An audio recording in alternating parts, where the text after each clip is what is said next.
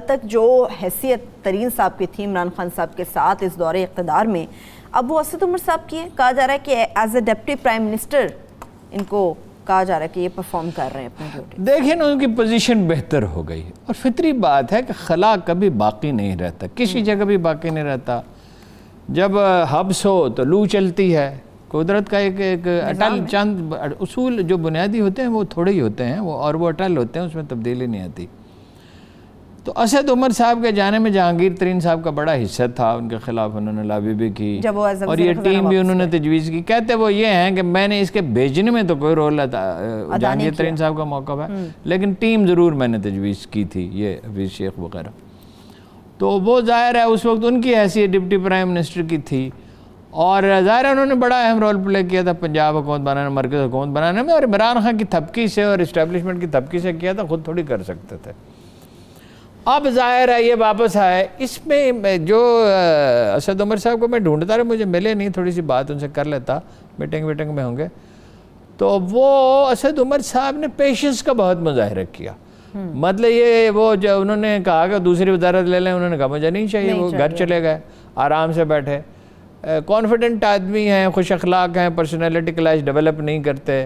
Private sector میں جس تنخواہ پہ انہوں نے نوکری کی اس کی مثال کم ہی ملتی ہے. 50 لاکھ روپے ان کی سیلری تھی. کہا جاتا ہے کہ وہ کہا جاتا ہے اگرچہ ان کا آخری پروجیکٹ کامیاب نہیں رہا تھا، لیکن بہرحال اتنا یعنی اس عروج پہ پہنچ جانا. پھر یہ کہ وہ ہر ایک سے تعلقات اچھے رکھتے ہیں، وہ کشمکش میں نہیں الجھتے اور عمران خان کا اعتماد بھی انہیں حاصل ہے. ریلیکسڈ آدمی ہیں. تو اب ان کی پوزیشن مضبوط ہے. کسی آدمی نے جیسے اپنا وہ تھے وزیر خزانہ نواز شریف کے، تو زیادہ تر کام وہی کرتے تھے. نواز شریف کی تو صحت ڈیمیج ہو چکی تھی، شارٹ ٹرم میموری بھی متاثر ہو چکے تھے، تو نیچرلی سارے کام وزیر اعظم نے تو نہیں کرنے ہوتے.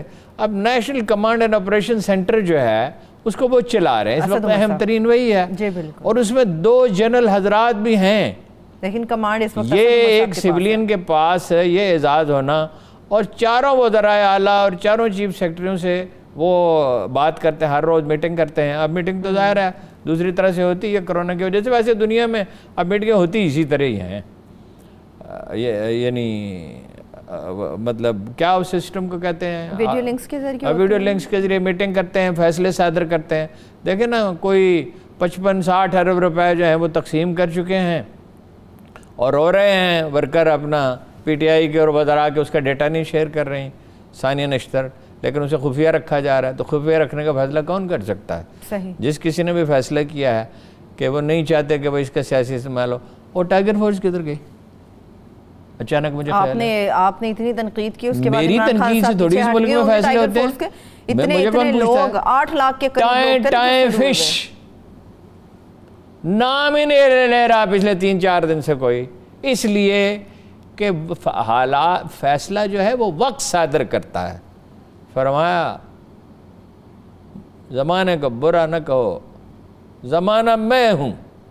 دنیا میں جو کچھ برپا ہے وہ اللہ کی مرضی سے برپا ہے. تو ٹائیگر فورس ہوگی ٹائم فش.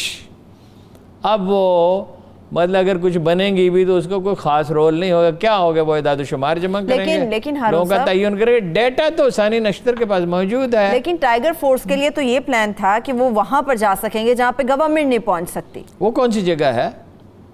اب یہ عمران خان صاحب بتائیں گے. وہ عمران خان صاحب کبھی آئیں کسی، آپ کو پچھلے دن موقع ملا تھا وہ بات کرنے کا ان سے؟ آپ کو بھی موقع ملا تھا. ایک قدر 92 کی اتنی زبردست ٹیلی تھون ٹرانسمیشن تو پھر ان سے پوچھ لیجئے گا وہ کون سی جگہ ہے جہاں گورنمنٹ نہیں پہنچ سکتی، اور جو گورنمنٹ کسی جگہ پہنچ نہ سکتی وہ گورنمنٹ نہیں ہوتی.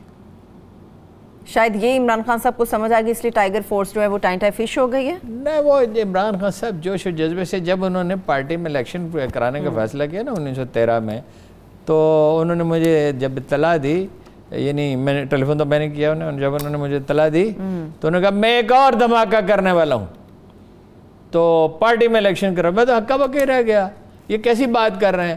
اب وہ اعلان کر چکے تو رک بھی نہیں سکتا تھا. اس الیکشن میں ڈٹ کے دھاندلی ہوئی، اس میں عہدے خریدے گئے، اس میں یہ انڈائریکٹلی کونسلر چنے گئے اور انہوں نے آگے عہدیدار چنے، اور وہ جسٹس وجی الدین کی رپورٹ موجود ہے، اور وہ 10-12 مہینے کھنچ گئے. اس کی وجہ سے جو 90 سیٹیں انہیں ملنی تھی، دوسری بھی اور بھی غلطیاں تھیں سیٹوں کی تقسیم میں، یہاں پہ بھی وہ 34-35 رہ گئیں، اور اگر انہیں 90 ملتی تو نواز شریف کو 80 سے چلیے غلطی سے سبق تو سیکھا نا، ابھی تو سمجھ آ گئی انہیں کہ اعلان، ویسے عمران خان صاحب کی بہت اچھی بات ہے ہارون صاحب، اعلان وہ کر دیتے ہیں یہ غلط بات ہے، اعلان کر دیتے ہیں مگر جب سمجھ آتی ہے کہ یہ غلط بات ہے پیچھے ہٹ جاتے ہیں، یہ اس پہ ایک فارسی کا محاورہ ہے جو میں آپ کو پھر پروگرام کے بعد سناؤں گا۔